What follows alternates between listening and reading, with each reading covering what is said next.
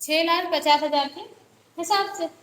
तब आप यहाँ पे क्या करते हैं, आपने लोन की एंट्री कर दी, इसमें अमाउंट कितना डाला, 5 लाख।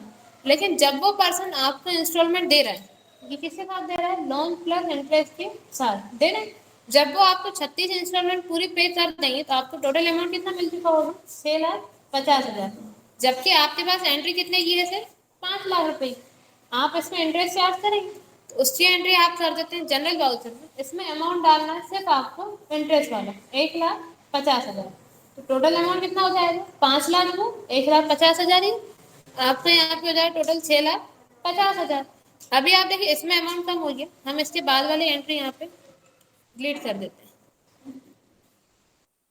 ठीक है, अब देखिए अमाउंट कितना बता रहा है, 6,50,000, यही मिलना है आपको। अब ये पर्सन क्या करेगा, आपको इंस्टॉलमेंट पे करेगा।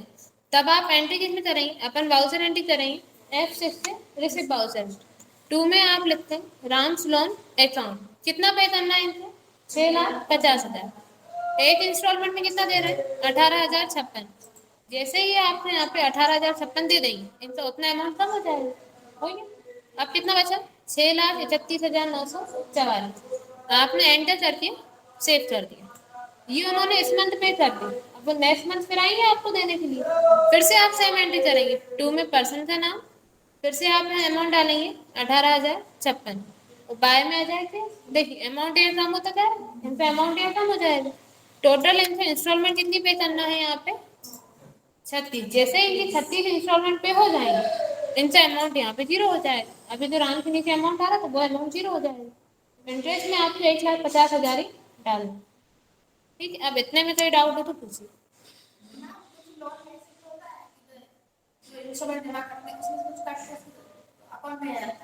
अच्छा, जैसे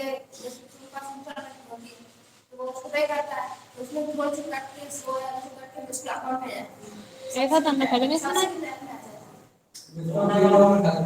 लोन में तो कभी नहीं सुना कि इंस्टॉलमेंट करके कभी आती है।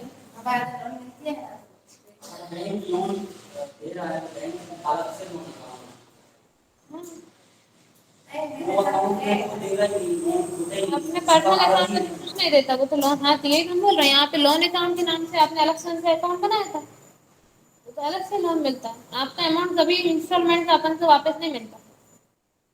इंस्टॉलमेंट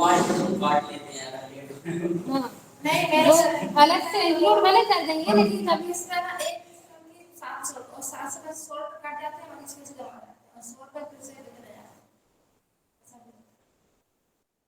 पता नहीं कौन सी बैंक है जो लेने की वजह पता नहीं।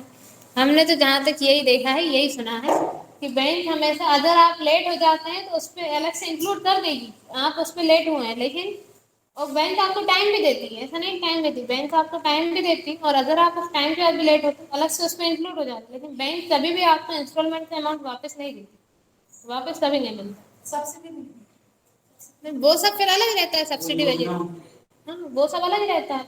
अब इंटरेस्ट भी अलग तरीके से मिलता है। अब आपने देखा अकाउंट कितने सारे ओपन होते हैं, सबका अलग अलग इंटरेस्ट रहता है। 0% वाला रहता है, फिर 2,000 वाला रहता है। कोई बिजनेसमैन अपना अलग से अकाउंट ओपन करवाता है, वो तो अलग अलग अकाउंट के ऊपर इंटरेस्ट डिपेंड करता है। लेकिन जो बैंक का रहता है, बैंक हमेशा इंस्टॉलमेंट में इंटरेस्ट लेता ही है, अमाउंट कभी वापस नहीं देता। इतना तो हो गया, इतना कर लेंगे। इसके बाद हमने आपको इसमें एक कैलकुलेशन और बताई, असेट वाली। अब अपन इसको यहाँ पे मिनिमाइज करते हैं।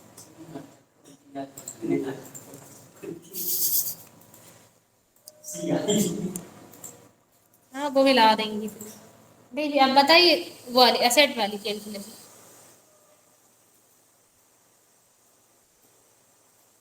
अपन यहाँ पे लिखते हैं कॉस्ट प्राइस, फिर यहाँ पे आप डाल देते हैं गारंटी वारंटी के हिसाब से बता देंगे, परसेंट के हिसाब से बता देंगे।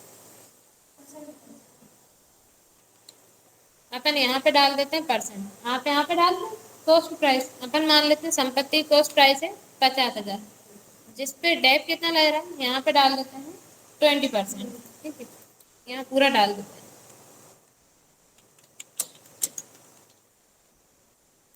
ठीक है, अब बताइए यहाँ क्या निकालना है, इतना तो हमने डाल दिया। अब आप यहाँ निकालेंगे पर ईयर डेप, बताइए इससे अमाउंट कैसे निकालें?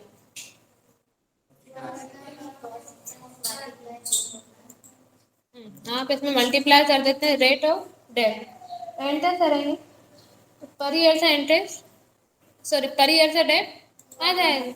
फिर आप यहाँ पे निकालते हैं पर मंथ डेट।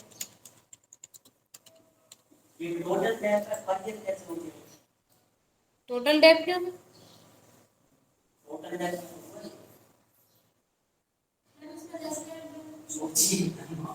क्या सोचना है, ये तो हम आपसे पूछ रहे हैं। इसको हटाते हैं, ठीक है।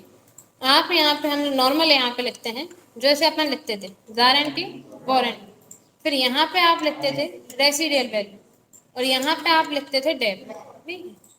अब यहाँ पे आपने डाल, अभी तो परसेंट हमने अपने मन से डाला था 20%, अब यहाँ पे आपने डाल दी गारंटी वारंटी, 2 साल डाल देते, 2 साल बाद ये संपत्ति अपन मान लेते हैं 20,000 में चली जाएगी, तो आप, हाँ उसको हटा देते, तो आप यहाँ पे कॉस्ट प्राइस में से माइनस कर देते हैं रेसिडियल वैल्यू, एंटर करते हैं, ये अमाउंट आता है।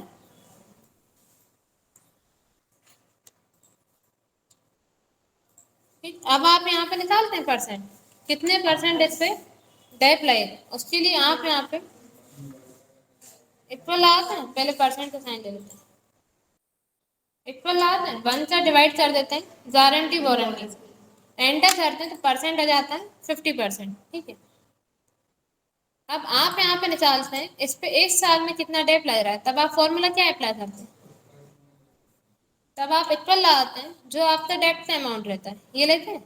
इसमें अगर आप परसेंट के हिसाब से निकालते हैं तो मल्टीप्लाई कर देते हैं परसेंट पे, एंटर करते हैं तो यहाँ पे पर ईयर डेट आ जाता है, ये से निकालते हैं, तो ये तो हम पहले निकाल रहे थे।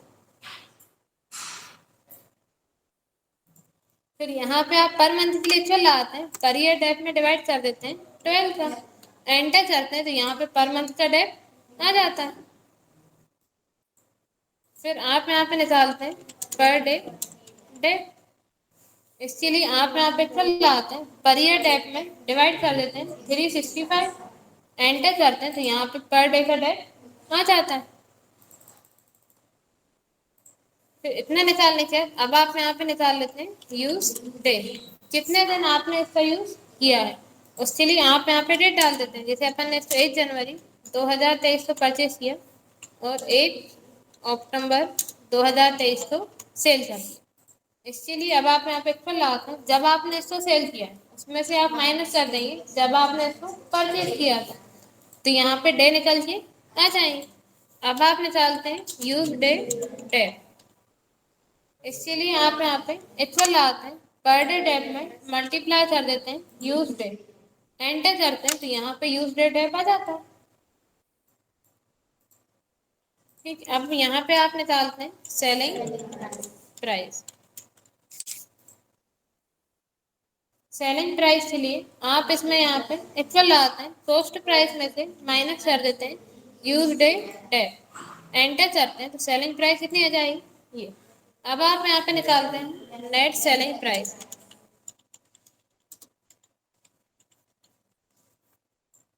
यहाँ पे आप टाइप कर देंगे कितने में वो आपसे ले रहे हैं, अपन ने यहाँ पे डाल दिया 38,000। फिर यहाँ पे आप निकाल लेंगे प्रॉफिट एंड लॉस, सॉरी, इसके लिए यहाँ पे आप इक्वल लगाते हैं net selling price minus selling price, enter करेंगे तो यहाँ पे प्रॉफिट एंड लॉस आ जाएगा। कर लेंगे कैलकुलेशन हमने क्या,